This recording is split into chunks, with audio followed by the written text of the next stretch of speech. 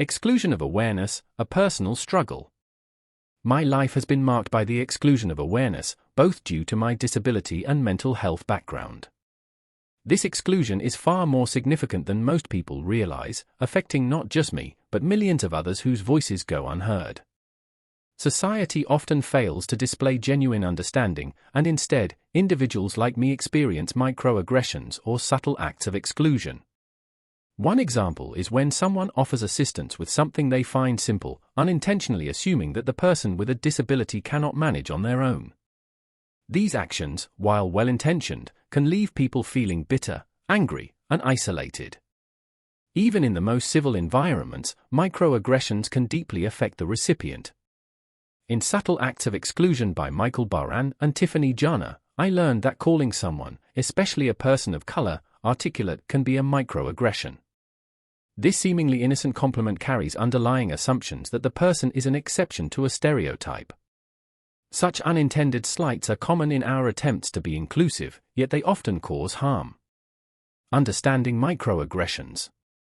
Microaggressions are subtle, often unintentional acts or statements that perpetuate discrimination. They can have just as much impact as overt racism, sexism, or ableism. Often, people don't recognize their own actions as microaggressions, assuming that they are being harmless. For example, using physical attributes to describe someone, like the black guy, or the disabled one, may seem like casual descriptions, but they contribute to stereotyping and dehumanization. Many people don't even know what the term microaggressions means.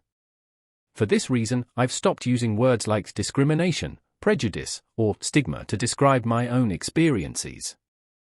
Instead, I refer to them as acts of exclusion, as these subtler forms of bias are more common and often harder to identify. The problem is that many who don't experience these acts regularly fail to understand their harmful effects. The impact of assumptions. Assumptions lead to treating people with less dignity and stereotyping them based on appearance, ability, or background. When we become aware of these unconscious actions, we must make an effort to stop. If people understood the harm they cause, I believe many would work harder to change. However, the lack of awareness makes it unlikely that this will happen without widespread education and discussion. Conversations about our differences are crucial. Maura Cullen's book 35 Dumb Things Well-Intended People Say challenges the phrase, "Sticks and stones may break my bones, but names will never hurt me." Instead, she suggests it should be, "Sticks and stones may break my bones, but names will scar a lifetime." Words, no matter how well-intentioned, can have lasting consequences. Overreaction, a repetitive struggle. People with disabilities often develop reputations for overreacting, but this stems from hearing the same dismissive comments repeatedly. Different variations of an unimportant remark can become exhausting.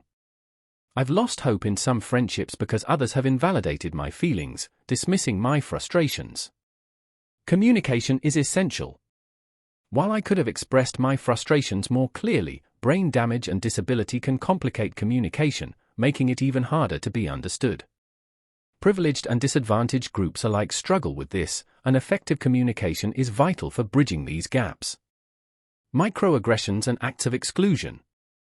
The famous quote by Sir Edmund Burke, "The only thing necessary for the triumph of evil is for good people to do nothing," resonates deeply within the disability community. Too often, well-meaning bystanders remain silent, lacking the courage to speak up against subtle or overt acts of exclusion. Common microaggression phrases, like "some of my friends are the same," or "I know exactly what you're going through," may be meant as empathy, but they often have the opposite effect. They dismiss the unique struggles individuals face, lumping them into generalized categories that fail to recognize their individuality. A call for inclusion. Diversity is about recognizing and valuing each person's uniqueness. Disability is not a monolith, and no two experiences are the same. We must be mindful of how our words and actions can subtly exclude others. The goal is to practice acts of inclusion rather than exclusion, and gradually reduce unintentional microaggressions. Inclusion requires constant evolution. Becoming aware of your own biases and assumptions is the first step in fostering a more inclusive society. We may have a long way to go, but with education and open conversations, we can begin to bridge the gap between good intentions and meaningful change.